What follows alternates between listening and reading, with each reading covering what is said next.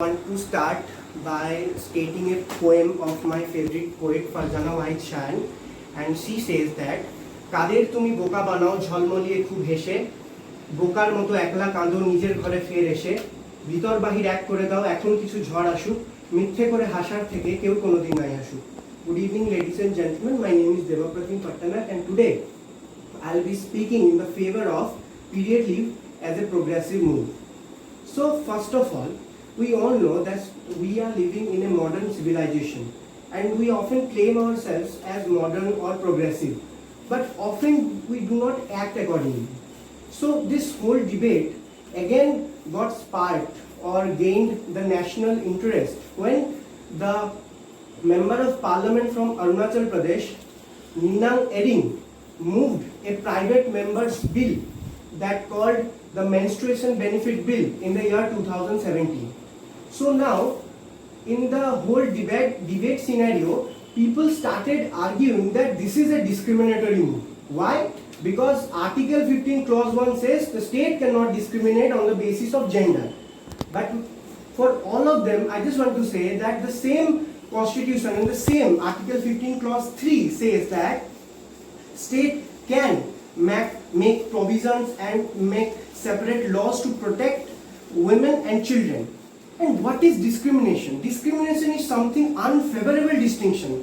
Do we really think that giving paid leave to those who are trying it difficult to cope up with their situation, and periods is not something that women make by choice.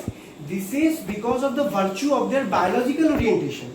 And for all those, yes, this is subjective, like the pain response is subjective. People respond to this pain differently. But plethora of researchers suggested that most of the women do have dysmenorrhea, that is painful period. And in the year, I think 2016, professor of reproductive study, John Gillebaud, has really proved that pain of the period can be as bad as heart attack. So we can understand the severe consequences of this whole thing. And another thing, people also argue that, see, that woman is also having period but she can go through, why can't you? So this is the problem.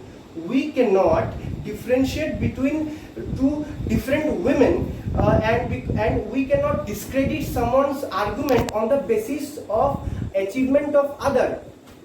So the whole point that someone also said that the employers now will get demoralized to hire the female employees because they will feel that women are less competent in the workforce. But my friends, this is the problem. We need to fight against those stereotypes. Like those who think women are less competent because of their menstrual cycle, then they must have think that menstrual cycle is a liability, which is not the case.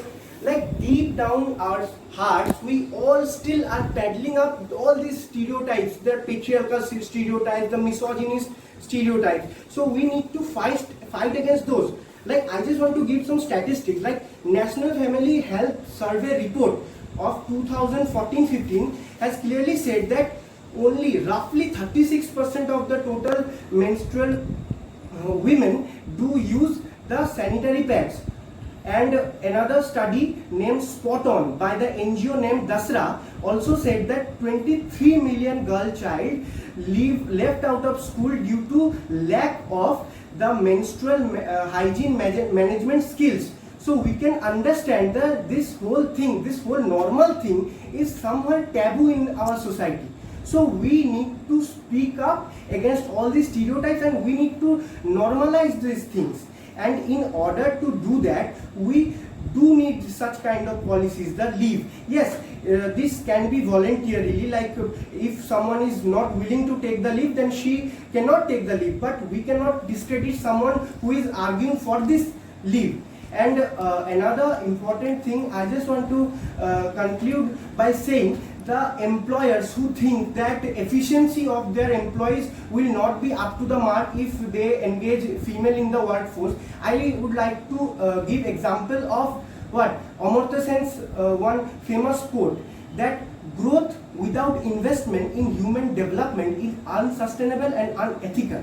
So this is something, investment in human capital. If you give the leave to those women who are trying it, who are finding it very much trouble to cope up in those days, it will be great for them to regain their efficiency after the leave. Amartya Sen also said that development consists of removal of various sources of unfreedom that leave little choice and little opportunity to exercise the regent agency. So we need to work on the removing of all the unfreedoms we get. And I just want to conclude by another poem of my favorite poet Farjana Bhai Shan, and the poem is অশান্তিকে ভয় পেও না, ঝড় ঝাপটা থাকবে না, তুমি যদি নীরব থাকো মানুষগুলো ভাববে না। Thank you.